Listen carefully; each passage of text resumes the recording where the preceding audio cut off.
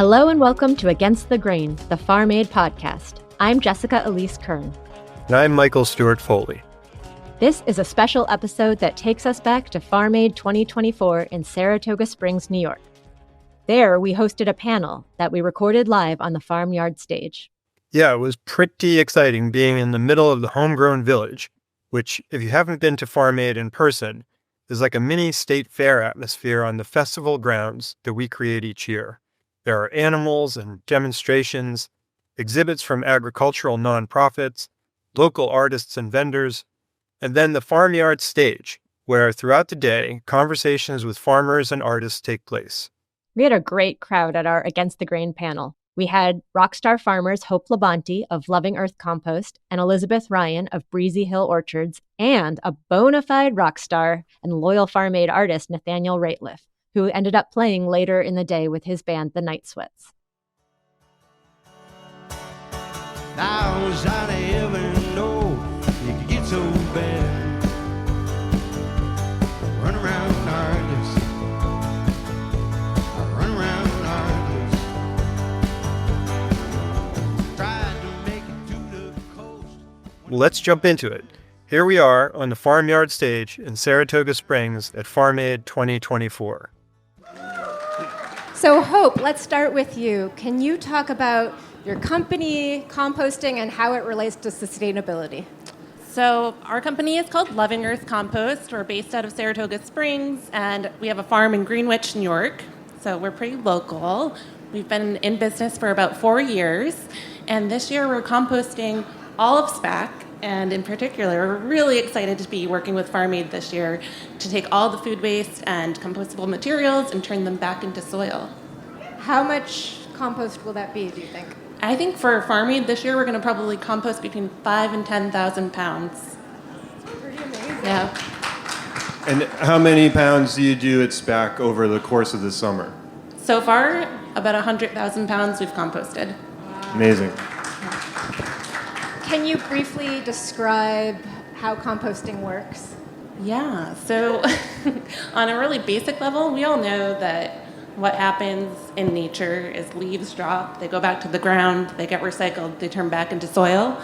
In a manufactured composting setting on a farm, we're doing it kind of with the aid of tractors, and we're kind of speeding up that process in a really quick way. So what we do is we take food scraps, which are green material, nitrogen material, and we mix them with carbon material, which are things like wood chips and leaves, hay, and then we add water to it and we mix it and we aerate it, and we are really focused on trying to build that microbial diversity in the soil. So that's really what we focus on, is really mixing it at a certain rate, and I could get into it, but it's kind of boring, but I mean, I'm excited about it. And in your backyard, you can compost, you can just mix your food scraps with your leaves, and you can compost in your backyard. And Liz, so talk to us about how this relates to the work that you do. Maybe tell us about your farm first, but then we were talking earlier about soil and compost and how important that is for your operation.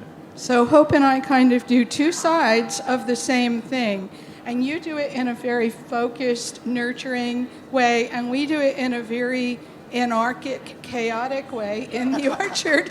But we kind of do the same thing. So I've been farming for almost 50 years. I'm from a long line of Iowa farmers who are still farming. My mother couldn't wait to leave the farm, and when I went to Cornell and got a degree in pomology, my grandfather called me and said, "You can't learn how to farm from a book, girlie." And he was right. And my mother told me I was wasting my Cornell education when I bought a farm. But that was 50 years ago, and so what we're farming in the most regenerative way we can. And when I bought my first orchard, we decided right away we're going cold turkey. And in that moment, that was a radical, crazy thing. Nathaniel, so you've been to many Farm Aids, and I am curious if it has changed the way that you think about food and the way that you eat at all. You know, I feel like Farm Aid is kind of always aligned with the way I eat and the way I think. Sometimes it's hard to make the right decisions when you're traveling as much as I do, or you're really limited. But I still come here every year to learn. And I think that's the goal, is for us all to leave here with more information than we came with in terms of farming and how that affects our daily life. And so even in composting, this is a long conversation with me and my partner. She's always like, I can't believe we're going to throw this away. But she also, for years, was in New York City, which had a composting program in Greenpoint in Brooklyn, where she lived, and then moved to kind of just outside Denver in a rural area of Colorado, where I'm at now, and I have an issue with composting because I have bears. And I've even bought this ridiculous, like, giant compost bear-proof thing that as soon as it showed up, I was like, this isn't bear-proof, like, I've seen bears, like, just, cut open a metal dumpster lid like it was a tin can, so, and just can peel it back. So I was like, this isn't going to compete. And so we are still trying to figure out a good way to compost at my house without bringing, all the critters in to say hello, because we also have big cats and bobcats and coyotes and all the things. And so there was a while where next to my little garden, I had a little bin I had made just out of old pallets. But that was also sort of like the neighborhood feeding trough for the bears. And my neighbor was not very stoked that I was like throwing scraps out there, because bears love to come and get easy food, So, but it's hard, especially living in the country, when you're throwing away food waste that could be going back into the soil. And then on a larger scale, just continuing to contribute to the gases that those things are going to emit in a landfill, So I'm with my partner, but then, there's also composting's, not fun because it's gross food waste. And I've been a little reluctant, to be honest, because I'm the one who ends up having to like scrape out a moldy container that my partner was like, no, we've got to compost. And I was like, well, then take this out. Why do I've been taking out the trash since I was a kid. It's my least favorite chore, and I feel like composting's right there with it. So, but regardless if it's a messy job, kudos and thank you all for what you're doing to help contribute to regenerative soil and for cleaner air. I think all of those, that's what we all should be doing. So, yeah. I mean, it raises a really important point, I think, because often we talk about any of these issues regarding family farming, and we talk about both like what can people do, what can all eaters do, right, to be able to contribute to the cause, and also how do you scale up? Like how do we make this the dominant paradigm? So I don't know if you want to respond to Nathaniel. Is there like a cleaner way to do it so we don't all get all nasty? And can we make it a two-part question too? Because I'm curious, like, how can I advocate to, I don't know, potentially change legislation to get a composting program in Colorado? Because I feel like it's something I would love to have if it was a possibility, but I don't even know where to start. Those are two excellent questions. And in terms of scaling up, I would say that there's lots of different ways. A good way that if you don't want to deal with your compost outside with bears would be a worm bin inside your house. Apartment users and people that don't want to go outside, you can get a worm bin. We have red wiggler worms at our table over there if you want to check them out. I'll check it out. I was like, oh, that sounds messy too. It is messy, but also being one with the soil has so many health benefits, and the microbes in the soil, those are the microbes that are going into your gut, that's going into the health of our bodies, and the healthy people and healthy bodies will make healthy communities and a healthy America. So we really need to focus on the soil if we want to have a healthy America. And a way we can do that is to vote and ask our legislation to support composting, to support family farmers, to support actions that will increase our soil health and our family farms.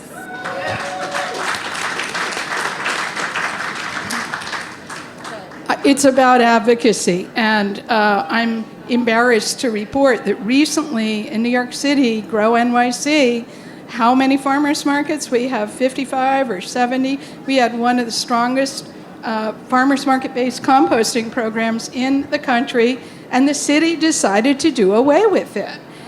It was very shocking. We fought for it. Thousands of people signed petitions because people could come to the farmers market with their food waste. I mean, it's so important, and it was defunded. So, and I think something like 80 people lost their jobs.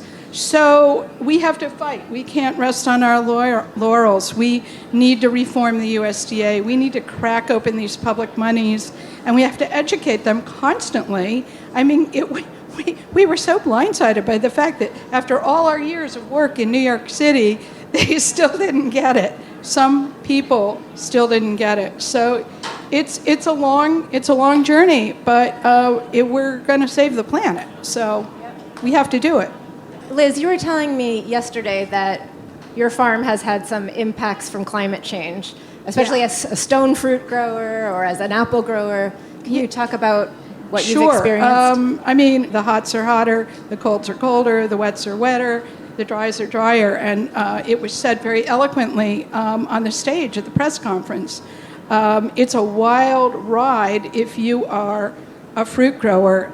Last year, there were 28 degrees one night in May from Canada down to Georgia, and Georgia had no peaches. They lost 90% of their crop. I lost 90% of my crop. Vermont lost 90% of their crop. And this is becoming normative. So we have to have good sites. We have to have good technology. We have to be thoughtful. A lot of people are growing fruit in greenhouses, believe it or not. That horrifies me, but on so many levels. We need crops that are resilient.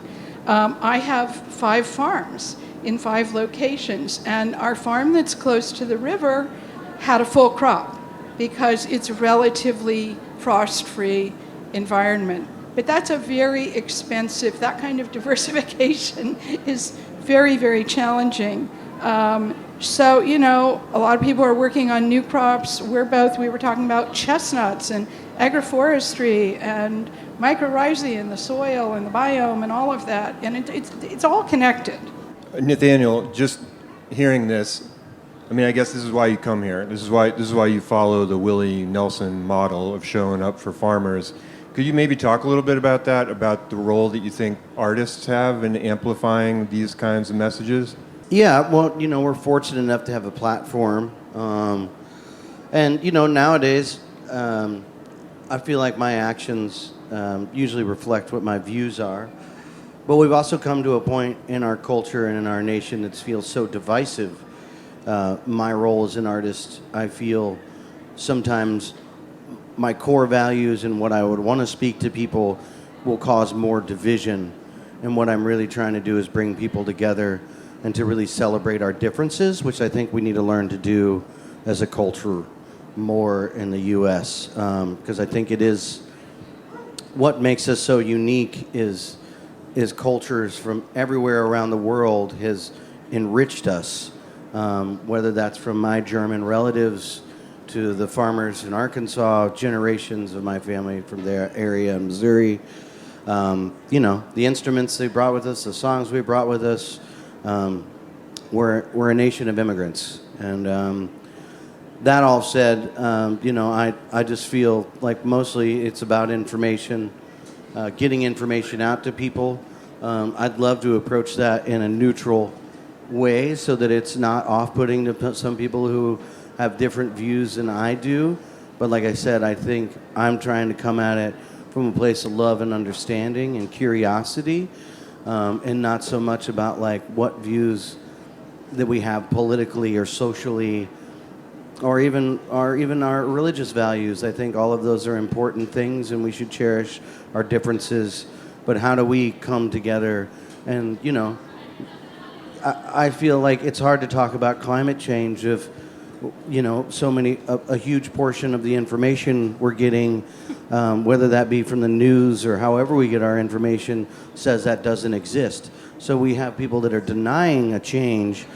You know, they're like, well, there's no global warming, it's cold this year. Well, that is a direct effect of that. And I feel like I'm probably preaching to the choir here because farmers are seeing the effect of it. You know, like 90% of your crop being lost, like that's a loss you accrue, I assume. Like how do you make up? What do you do the next year? Like, you know what I mean? Like we sell a lot of cider donuts. So eat your cider donuts. Yeah. But I think farmers, if I can jump in on that, don't really have a safety net. A lot of parts of the world, if you go to Europe, there's a lot of different kinds of support. And we're still experiencing a lot of farm loss in the Hudson Valley. And when you're farming and you lose, I mean, we lost $1 million last year, and we're a small farm. How do you make that up? This year we're having an amazing year of abundance, by the way, the biggest crop of my life and incredible fruit. So yeah. And we are pretty sure that next year might not be as good as this year. But, you diversify. And there's a lot of technology coming down the pike that helps. And we're learning a lot about remediation. But a lot of us can't afford that technology. It's like really expensive. So again, it comes back to policy, cracking open federal money, local money, and there's a lot of farmer-to-farmer help we do. It's amazing in our ag community. No matter who we vote for, we help each other. And we help each other when there's crop loss or abundance. We share equipment, and that's a very lovely thing to be part of. But are there generally less federal programs advocating for farmers? Well, we're making headway right now because for the first time, we have a very sympathetic administration in the USDA and at the state level. I heard the governor's on the ground somewhere. She's very pro-farming. And so we're gaining on it, but it can go back the other way. And, we need people to pick our crops. We need to restructure the way our farms operate. I don't want to open that whole can of worms, but there are a lot of people who come here to work on our farms who weren't born here, who are fantastic and committed and all in, and we need to support them in any way we can. And when you support them, you're supporting the farmers too, and you're supporting actually ourselves. So I appreciate that so much. I mean, we're kind of nearing the end of our time, but it's like we're on the upswing towards hope. Yeah. And now your name is actually Hope. So my name is Hope. Yes. It's perfect time. It's perfect the way it's working out. Maybe where do you see hope for the future in your corner of this area or this work? I see hope in the children. I used to teach different schools. I was an environmental educator, and the amount of children that knew what composting was and knew about environmentalism, about climate change, about the issues that we need to take action on. Almost every single fifth grader, that by fifth grade, they knew what needed to happen. And I have so much immense hope for future generations. We're just one step paving a way for the future, and I hope to teach and continue teaching others because I'm not going to be here forever. So, yeah. Can I throw that question to you as well? What do you see in terms of hope? Do you have hope for the future? In terms of agriculture, farming, food? I was like, I don't know. Sometimes it looks pretty bleak, but I always try to step forward in hope, and I feel the same way. I feel like there's a younger generation of people, and I was just talking about that, and we need to get those younger generation of people here, so they have information, so they have the tools to also advocate for change and for legislation to change and get those young kids voting and also get them farming. I know there's a lot of people in rural and urban communities that are young that want and are getting involved in farming practices. And so I think part of our duty is to reach out to them and let them know that there's space for them in this community and their voice is important and we want to hear it.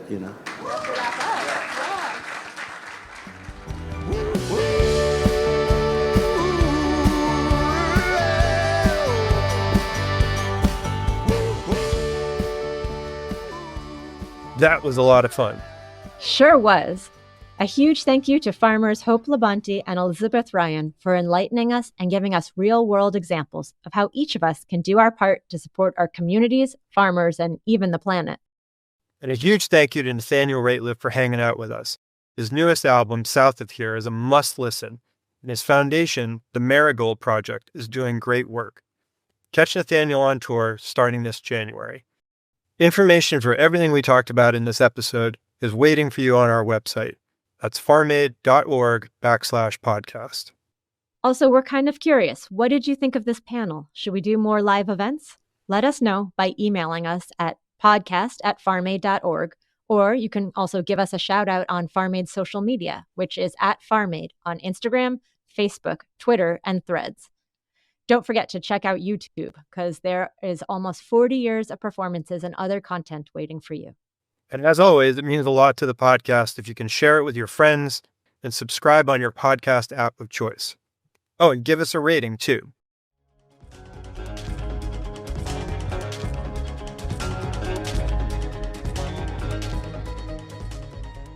Against the Grain was written and produced by us, with sound editing by Endhouse Media and direction from Don Sorokin.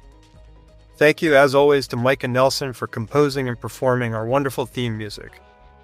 And thank you to all the farmers out there. We'll chat with you next time.